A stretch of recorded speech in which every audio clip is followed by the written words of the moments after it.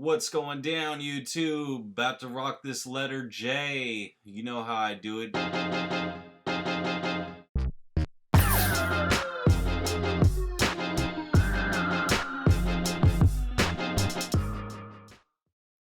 Just start off nice and smooth. We're gonna block this out a little bit, how the angles I want to use. I'll probably play with this for a minute, you know, just to get it really tight, real nice, real flow-tastic.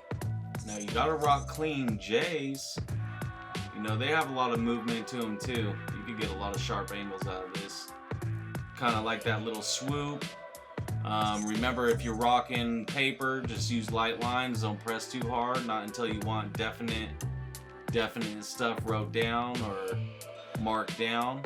You don't want to go too hard on that paper. Start creating crevices in the papyrus. Alright, I'm just messing around. I'm just trying to play with this. Trying to get a nice design out of this letter J. Just busting some nice stuff with this. As you can see, I'm not always going to follow those lines. It kind of, the more you sketch, you're going to find different angles that you're going to like a lot better. You're going to go with those. The more light lines you put down, the better lines you're going to have in the end, guaranteed. 100%. See, that's starting to come together right there. Okay, so once I have my basic sketches out of the way, I go in with a harder brush so that those lines aren't faded and blurred. I go in with a solid brush. Once again, I like the ones that feather off into a nice tip. As you can see, when you're using this brush, they're just sharper lines. It doesn't really matter. Just still playing around. I'm trying to get my final design, but you know, I'm just thinking to myself, how can I make this different? I was watching a lot of Swamp Thing and checking out a bunch of stuff like that. Creature of the depths. You know, so I'm feeling like it's gonna get kind of like swampish. As you can see, I got rid of those drips though. I didn't feel like it complemented this letter style, so I didn't want to give it an outline of drips, but I'm feeling like I'm definitely gonna rock some drips up in this J. Alright, so that's the gist of how I want it to be. I go ahead and erase those layers that I'm not using anymore. Alright guys, I'm taking the 3D. I'm going to take it to the lower right.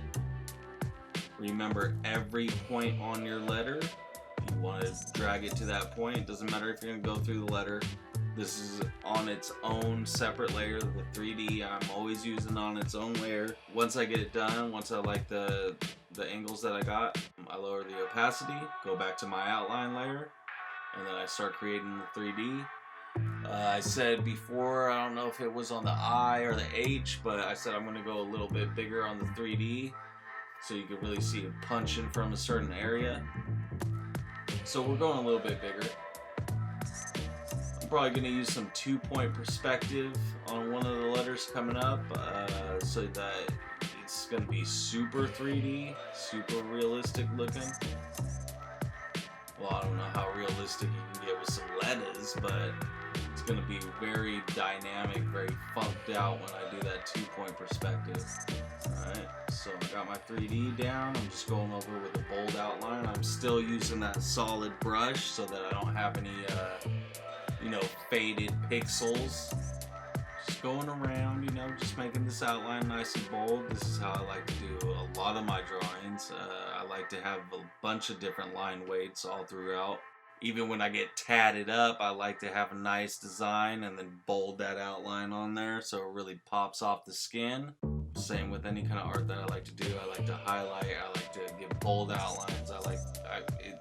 You know, that's just a street art style. You know, just with thick, nice, bold outlines. Just are gonna make any design you're doing really pop.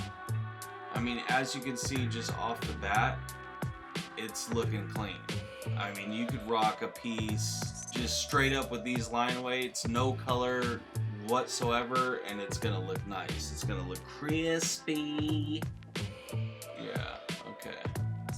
There's that swamp thing. So what I did here is I used the magic wand. I selected the inside of my J. Then I switch to my color layer, and I'm just using, you know, variants of this green. And because I have the magic wand on the inside, I could freely just fill it in. I don't have to worry about going over my lines. It's also behind that outline layer, so it's not going to affect them anyways. But it's just an easier process, nice and fast. Punch in that color, and then really get after it. Just giving it a dark green 3D. Really makes those lighter greens pop off. Once I'm done with that, I'm gonna go in and I'm gonna start using a softer brush and start trying to get these colors to blend together a little bit how I see fit. I think I'm gonna start down here at this arrow and start working with that darkest green on the bottom of the arrow. Not the 3D, but the darker part. So I'm just kind of using a lower opacity, and I'm just working it until it, you know, it's working through that other green, so it blends in with it. So if you're following along, if it seems like it's going too fast, you know, the easiest thing to do is just, you know, pause, catch up, continue. So right here, I'm just using that other green, and I'm kind of building out my drips right now, like almost like the shadows of where my drips are. I'm kind of bouncing back and forth through these different color greens, just tying it all together. Now, it's kind of hard to explain this process because I'm just kind of, you know, I'm freestyling, but I have an idea in my head what I want it to look like, so I'm just kind of bouncing back and forth through these greens, playing with it, seeing how it's working. So I'm just kind of, you know, that's the thing is, like I say in every video, don't be scared to try new things. Now, if you're using, you know, Prismas, Copics, any kind of, I mean, even those Touch 5s, I mean, if you're just starting out, get those Touch 5s, rock those Touch 5s. It's still a really blendable marker. But so if you're using that type of stuff, it's less forgiving. Obviously, you can't control Z out of it. So, like I said, you want to make sure that your outlines and stuff are correct before you start using color. Use your pencil and just work how you want your filling to be, and then go in with your pens. So the drips are coming along. I'm just playing with the lighter greens to like pop those drips forward. So as you can see, it's already starting to liquefy. Starting to look a little droopy, liquid. Looking like some slime, like some Nickelodeon slime. Man, this is some Secret of the Ooze stuff right here. I still gotta hit up Michelangelo. He owes me $5 for that pepperoni, man. Anyways, you know, we're getting real gacky up in here. Just making that J really pop. Starting to come to life with those. See, the drips are creating their own movement within the letter. So even though I have these bold outlines, nice and sharp, clean edges, dynamic little movements through this J, those drips are also moving through this J. So I'm using them on the 3D too, but I'm using the drips going the same direction as how my vanishing point went. I just feel like it separates itself from the face of the J, but it works, you know, it's still keeping the same style, it's still keeping those drips, but it's just fading towards that vanishing point like we were using when we were creating the 3D. But I like it. So I'm just using a lighter tone, lighter opacity, going over that 3D layer so that's above the layer so that it shows up. But I'm doing it with a lower opacity so nothing's like coming out super bold and covering that 3D all the way.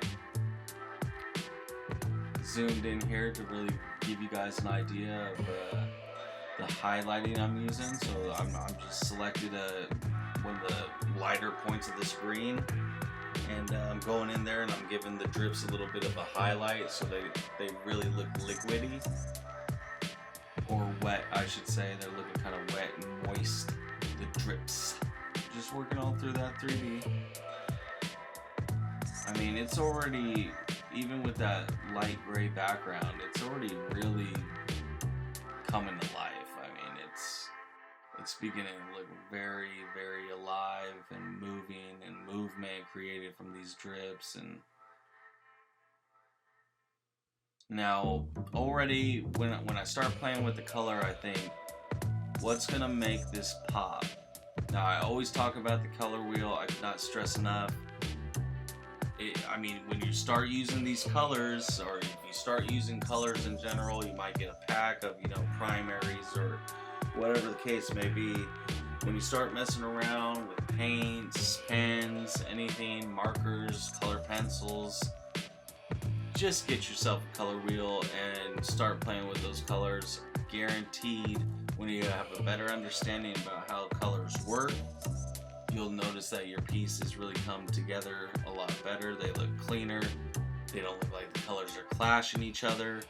They're working with each other, even though they can be really opposite of each other and still work with each other. Colds and warms working with each other. I mean, so since I'm using this green scale, if I look at my color wheel, I'm seeing, you know, like darkish blues, purples, even to the mid pink range. So I know, since this is a lighter green, I don't want to use lighter purples. I think I'm going to use some dark violets and purples and stuff like that in the background to really pop that green forward. I'm kind of messing with this arrow a little bit. I want to give it kind of a little bit more to it. So I'm just kind of bringing the edge down here, giving it some flair. I don't want to get too crazy with it. Another little trick you can use when you're using digital is don't be afraid to go a little thick with your lines, because you can go in with the eraser, you know, use the bracket, get it small, and you rework and reverse that line. So if I go too dark, or I mean too bold right there, I use my eraser, edge it, give it a clean edge. Now that's a technique definitely you can use when you're using some spray paint, especially when you have good colors and good paint. I mean, you might not be able to rock something with some Humpty Dumpty sat on the wall type paint, but you got some good Montana or some good, you know, iron lac or something like that. Brights will go right over darks, no problem, and you can kind of reverse engineer your color play, so you're not tied down to one stroke of the brush, one pass with paint. You know, you can work it. Now I'm gonna hit it with this background. I'm filling the oval. I don't want to do round again. You know, we hit round a couple times. Yeah, okay, that looks good. It's almost like a stretchier oval shaped. Now, like I said, I want to use these purples, but I'm going to go all down the range. I'm going to see how the darks bringing that forward is really popping. So that's behind all my other layers, my outline layer, color, 3D, highlights. Now I'm going in with my highlight layer above my background, but below the rest, so that I can just work it and not be scared of it interfering with my outline or the rest of the colors. Now this is just another, you know, this is another lighter part of that green scale, so it's still got that greenish hue to it. I kept the oval marquee around it so that it can stay within that oval shape.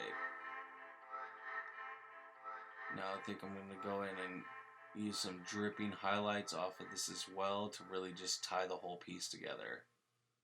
More like slime-ish, you know, not as much paint, but more like slime I think I'm using. This is some incredible Hulk type colors too, I didn't even realize. Straight up mean green with the purple behind. You know, subconsciously just Hulk smashing these letters, you know what I mean? But as you can see, it's working. It all ties together. It's starting to really like just pop. That slimy, slithering, dripping, Hulk smashing kind of outline that's going on. You gotta love this digital art, man. I mean, so much you can do with it. And it's just a good way to come up with some art that maybe you want to paint later, or you know, create later on another medium that you can take and then, you know, show it in different ways. Ooh, I mean, that's just sick, guys. So hey, check it. I think I'm about done with this J. You know, we're on to K next. We're rocking this whole alphabet. I'm not stopping, you know, I'm not pulling the brakes on any of these letters. I'm trying to give you guys something funky, fresh every time. I hope you check out the next video. We're gonna be rocking another one. We're gonna be smashing down this alphabet. Leave a comment below. Let me know if you're following along, if you want to see something. Hit me up on Twitter, Evayde1. Hit me up on that Instagram. You know, I just want to see if you guys are following along and how you're feeling it. So leave a comment below. Smash that subscribe button. Let me know what's cracking. Alright, looks like this J is just about done. I'm happy with it. I think it Hulk smashed and swamp themed all over the place. Got that secret of the ooze. Talk to the turtles. But we're done with this one. On to the next one. We're smashing out this alphabet.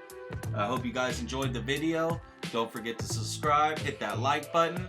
Go ahead and share. Hit me up on that Twitter. Show me a couple pictures if you're following along. Let me know what's going on. Comment down below. Let me know if you see something you like. If it's going too fast, too slow. Just let me know. You know, give me some input. We'll try to work with it. We're growing together. We're growing this thing together. All right, till the next one. See you then. Peace.